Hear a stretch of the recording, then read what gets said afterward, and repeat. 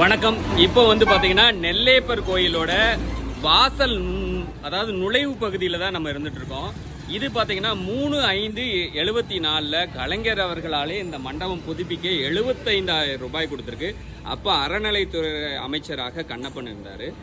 அந்த புதுப்பித்த கலைஞர் அவர்கள் ஆட்சியிலே இன்னைக்கு என்ன நடக்குன்னா, இந்த மண்டபத்தில் பாருங்கள், உள்ளேயே ரோடை போட்டு கனரக வாகனங்கள், பஸ்ஸு, காரு எல்லாமே போயிட்டுருக்கு. அது மட்டும் இல்லாமல் இந்த மண்டபம் தான் 10 நாள் திருவிழாவுக்கும் சுவாமி உட்கார்ந்து வர்ற இடம். அதாவது உங்களுக்கு வேண்டாத இடத்துல அல்லது உங்களுக்கு தேவையற்ற இடங்கள்ல யாருக்காவது வீடு கட்டி கொடுக்கலாம். உங்கள் வீட்டுக்குள்ளேயே ஒருத்தருக்கு வீடு கட்டி கொடுக்குமா? அதே மாதிரி நெல்லையப்பர் உட்கார்ந்து அமரக்கூடிய அவர் வீடான வாசல் பகுதியவே அவ்வளவும் கடைகளை வாடகை கொடுத்து, அது மட்டும் இல்லாமல் அது உள்ள ஃபுல்லாமே தார் சாலைகள் போட்டு பெரிய கனரக வாகனங்களே போயிட்டுருக்கு. அது மட்டும் இல்லாமல் இது உடையக்கூடிய அபாயம் இருக்குது. நான் பொய் சொல்லலை. இதே அங்கேருந்து ஒரு 50 மீட்டர் உள்ள காந்திமதி தவகோலத்தில் இருக்கிற காட்சி மண்டபம் வந்து இதே மாதிரி கனரக வாகனங்கள் போய் உடைந்து பழுதற்ற நிலையில் இன்றைக்கும் சீர் செய்ய முடியாமல் அதை அடைத்து போட்டு ஒரு சின்ன வசதியில் தான் வாகனங்களை விடுறாங்க. ஆனால் நெல்லையப்பருக்கு வந்த நிலைமையை பாருங்கள். அவருக்கு இருக்கிற வாசல் பகுதியிலே கனரக வாகனங்கள் போய் இந்த பாருங்கள், ரோடு வந்து ஒரு 10 இவ்வளோ திக்னஸ், அதாவது கிட்டத்தட்ட ஒரு அடிக்கு ரோடு போட்டு அது மேலே வண்டி போய் ஆட்டம் கொடுத்துக்கிட்டே இருக்குது. இந்த கல் மண்டபம் பெயரக்கூடாது. இந்த தேர் திருவிழாவுக்கு முன்னே உள்ள 10 நாளில் சுவாமி வந்து அபிஷேகம் ஆகிற இடமே இதுதான். சிவனடியார்கள், உலகமெல்லாம் சிவனடியார்கள் இங்கே நின்றாங்க. ஆதி காலத்தில் ஒரு கதையே உண்டு. இங்கேருந்து 1 கிலோமீட்டருக்கு வந்து யாருமே நடக்க மாட்டாங்க. அந்த ரிஷிகள் காலத்தில் அவங்க எல்லாருமே கையை வைத்து நடந்தாங்க. இங்கே எல்லாமே சிவலிங்கமாக இருந்ததுன்னு இன்றைக்கி பார்த்தீங்கன்னா ரோடை போட்டு இந்த மண்டபத்தை உடைக்கக்கூடிய ஒரு பணி நடந்துட்டு இருக்குது. கலைஞர் அவர்களாலேயே புதுப்பிக்கப்பட்ட இந்த மண்டபத்துக்கே இந்த நிலைமைன்னா என்ன சொல்ல?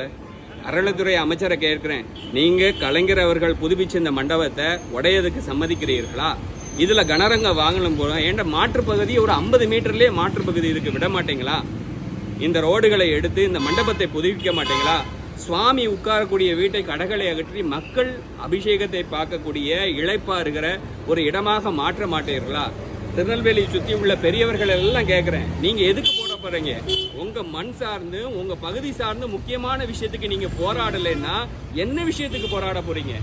உங்களுக்கு தெரிந்த கலெக்டர், உங்களுக்கு தெரிந்த அறநிலைத்துறை அமைச்சர், உங்களுக்கு தெரிஞ்ச மத்திய மந்திரி, உங்களுக்கு தெரிந்த அரசியல்வாதி, நீங்கள் ஓட்டு போட்ட ஒவ்வொரு அரசியல்வாதிக்கு அனுப்புங்க. கேளுங்க, ஐயா என் பகுதியில் எங்களுக்கு முக்கியமானதே காந்திமதி நெல்லையப்பர் தான், அந்த கோயிலே இந்த மாதிரி இருக்குதே, நீங்கள் சரி செய்ய மாட்டீங்களா? நாங்களுக்கு உங்களுக்கு ஓட்டு போட்டு என்ன கண்டோம் அப்படின்னு ஒவ்வொரு கவுன்சிலர், ஒரு எம்எல்ஏ, எம்பி எல்லாரையும் கேட்டாதான் இதுக்கு விடிவு காலம் பிறக்கும்.